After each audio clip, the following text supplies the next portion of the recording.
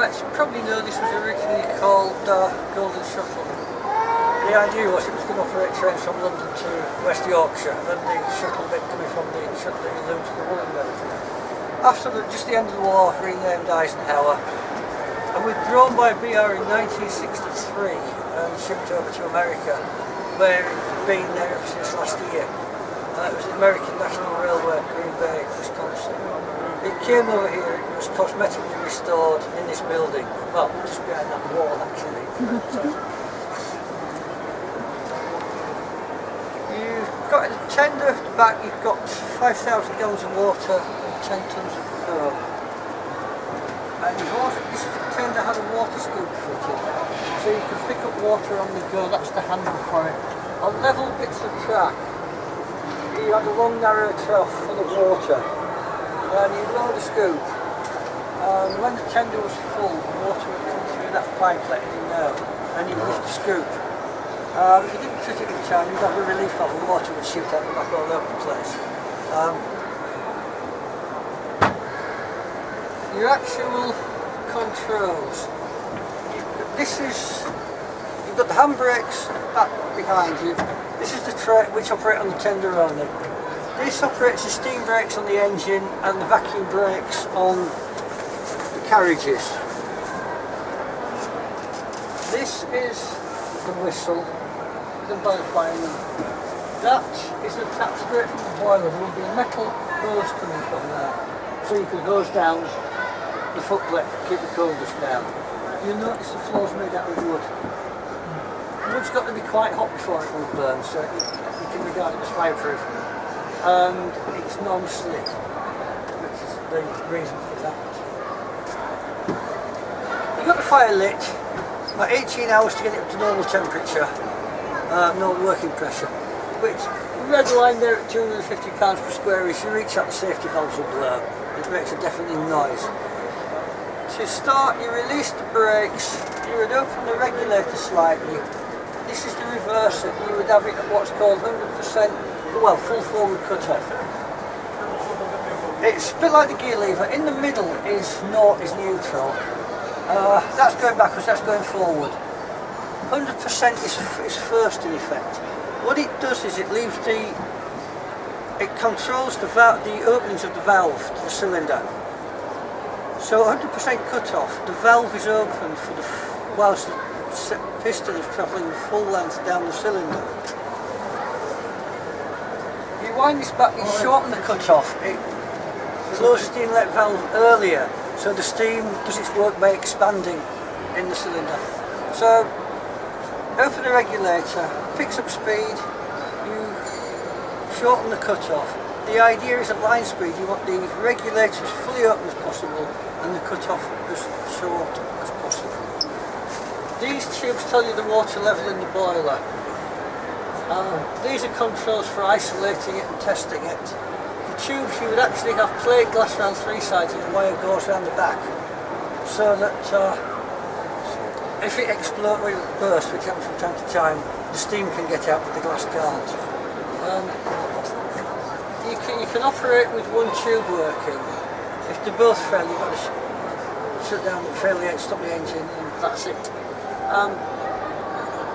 To put water in the boiler, you've got here and another one at the driver's side, water for the injector. You've got two injectors, they're in case one fails. These are steam for the injectors. Put water in the boiler, use that handle to let water to the injectors, open this, let steam in. The steam forces the water through a cone into the boiler. When the water level's at the right level, turn off the steam, turn off the water. This is the lever for putting sand on the line. If you've got greasy rail and it starts slipping, you open that and you put some sand on the line, which like grit on the path, some idea. This here is the cylinder drain cock. You get water, steam condensing and water in the cylinders, and when the exhaust valve is closing, if you've got the water in, the pressure can get very high and it can damage the cylinder. So when you set off, the fireman would open the cylinder drain cock, and which is where you get the front of the engine covered in steam. After a few yards it would close that, and you should have drained all the water. If you get drips of water coming out from the exhaust when you're going down the line, it means you're getting a build up of water in the cylinders when you open those. This blower, you've actually got a forced draft of the fire. When you're going down the line, steam from the cylinders is going up the chimney and the vacuum is sucking air through the boiler tubes and over the fire. When you stop, obviously the fire will die down. You open this, you've got steam straight from the boiler, goes into the smoke box up the chimney, same effect. When you're coasting downhill, you would have this open.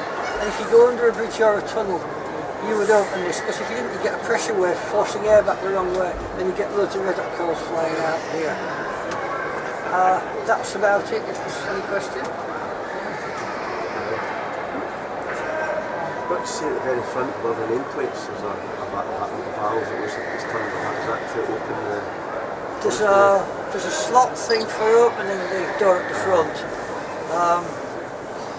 It's not the blowdown valve, is it, by any chance? It's just the bulb rocket. Alan, I started my career in 1955 at Stockton-on-Tees as an engine cleaner, locomotive fireman, past fireman and a driver. Managed to get 18 shifts on steam engines before they disappeared. And we got the diesels came in. And the diesels came in rather rapidly actually. In fact, they made a big boo-boo. They started to sell the steam engines to a local scrap merchant. And then when the diesels came into operation, when they went into traffic, that was another thing. They started to fail, and the only locomotives we had left were steam engines, and it ended up that BR had to buy these steam engines back off the scrap merchant to cannibalise them to keep the steam engines going because of that, like, you know. And I got into trouble for writing to the local press about the profit that these breakers had made, because the engines were being sold to him for less than the firebox was worth, and we were paying 3 times the rate to get them back off him. You know, it was a scandal, really. You know, but there you go. And I was took in front of the shed master. Yeah, you know, you're not supposed to write to the local paper or anything like that without my permission.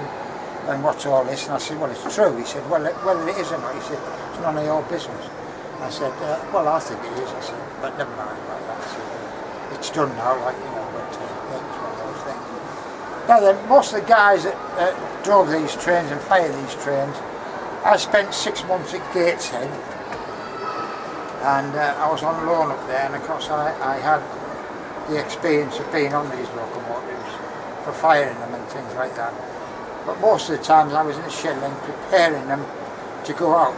And what you would do, you would fill the corners up in the fireboxes on these, which would take anything up to 2.5 to 3 ton of coal. I'll show you later on how wide these fireboxes are. And once we'd done that, we'd then go back up to the coal stage and get another more coal on, so it was all, you know, they had plenty of coal then to see to. Right, steam engines have 2 gears, forward and reverse. And this is the baby on these. You undo that catch and you spring it round, and that would go up there. Behind here you can't see it, they haven't got it on here. But that would go up to the top there for forward, and then you'd reverse it back for reverse gear. The accelerator of your throttle is this, which is the regulator, and that's exactly what it does. It regulates the amount of steam that goes through the cylinders, and to do an efficient thing of that, you would, once you've got it in full guide, you'd start to bring this back to 15% cut off. Some of the drivers used to have a little chopped piece of wood up there, and they'd stick that under there, and they'd just use that rather than opening and shutting the throttle all the time. The brake, that was the brake for the locomotive when it was running light, and also once you got on a train, you test your brakes here. The guard would pull the handle down at the back of the train, and that should fall down where it says train pipe, and then as you put that back up, it should raise back up to 21 psi on there. That's your steam pressure, what you got in the boiler. The red mark is where it's due to be, where it would blow off steam, or what we call lifter valves, the safety valves.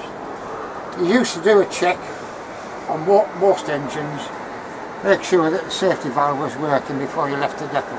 Because if the safety valve wasn't working, you're going to be in deep trouble. The engine would just explode. So we used to just check that out as a safety check. Check that the water gauge is working, drain the cocks, put that down, up and down in there. That's the steam to lift the water from there into the boiler. You check that out as well. And of course one of the golden rules with where the steam engine is, it's in one of the rules, you must not blow off steam or emit steam, let the valve lift in the station, particularly if it's a covered station. In 1968 it happened to me here in York, where the valve lifted, we couldn't get the injectors on, and as we came to a stop, the valve lifted 250 psi up into the ceiling, and the next minute all the people on the platform had black spots. Oh. All the soot and everything was coming down, so there was a large bill went in for laundry, for the cleaning of clothing. The station master in them days had a nice big hat with a big gold braid on here, and that was literally dripping off his brim, and I started to laugh. I couldn't help it, you know. And my mate says, "You better come on, it's worse down here." I said, "I can't help it." I said, "He sounds like Donald Duck, like, with the noise of this steam and that, like, you know." Anyway, my driver and I, we got fined the following week, and fortunately, a couple of weeks later, another set of crews with the same engine had the same problem, couldn't get the injectors on. So they checked out, found out there was a fault on it, so my driver and I had our money refunded, and that was taken off our records as well, like, you know, because it was a black mark for you, like, you know. Yeah. Yeah. And it is true that we used to do bacon and egg on the shovel, and that. I'll try and show you the width of these fireboxes, excuse me. See, we've got deep corners in there, right there, and then you've got a brick arch up there, which protects the end of the tubes where the heat goes round to heat the steam. As I used to say to my grandchildren, well, your granddad I used to boil water for a living, and that's all he did really. He was boiling water all the time as a fireman, you know. And they say the secret was to get these corners filled up so that you had a decent ship. And that's a blower, or a jet as we called it. It was always on the driver's side, and he could use that. If you went into a tunnel, he immediately used to put that on, because sometimes the exhaust would hit the chimney with the rooftop, and then it would blow back down into the engine, and that large flames would come back here, what they call a blowback, and there has been some serious injuries. That's why you always keep that flap closed. But 9 times out of 10 when you were running, you do that because that helped again secondary air playing on the fire to give it the heat and raise the fire. The damper, that is underneath this here, the damper. That is underneath the grate of the firebox, and it goes at what they call the ash pan, and it's got a little thing like that, and it opens and shuts like that, and that again is to allow secondary air to get underneath there to burn fire. Answer is, for steam engines, little and often. Don't put a lot of coal on it, else it will cake up, again, depending on the quality of the coal. We used to do that. It is true, we used to do the egg and bacon on the shovel, and that was a fact. We used to have one miserable old so-and-so. He, very ignorant person, and he used to give me, he used to say, "Oi, 3/4, you go down, fill it up, bring it back, take it off here." And when Bob got back on the engine this day, he's doing his egg and bacon. I'll teach you a lesson. And he went, put the blower on, sucked his egg and bacon into the firebox. He said, what did you do that for? He said, that's my breakfast. He said, I'll tell you why I've done it. 2 things. It's called please and thank you. Because that's the way he used to just never say please or thank you. It's just to thrust it under your face like. That cured him actually. Yeah. And we used to have one driver he could light to see, he'd have a fag on, you'd never ever see him light it. Never see him light it. Another driver, sweet papers, would mysteriously appear on the cab floor and never offer you a sweetie. And there were some characters in them days, yeah. And some of them that could never drive a steam engine had a hole in the backside, like, you know. It was all or nothing, regulator wide open. You could stand here with the shovel of coal and it would go suck the coal in, you know. The exhaust he created, like, you know, it was nonsense. There was no need to drive an engine like that because you're just using wasting water, you know. Besides giving the fireman a wet shirt, like, you know. Yeah. As I think I said, that's the water scoop there. And then on the way out, if I show you this, when you go out,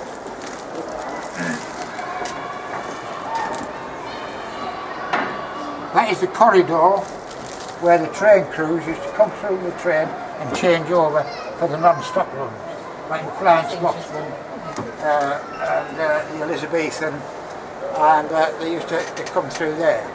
And when I was here in July for the opening of these this exhibition, Sir Nigel Gresley's granddaughter was there.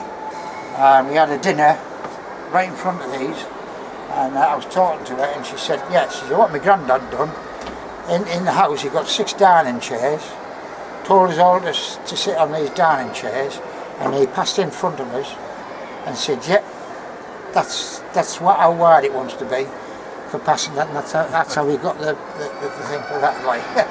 Yeah. Thank you. Okay, thank you. Yeah.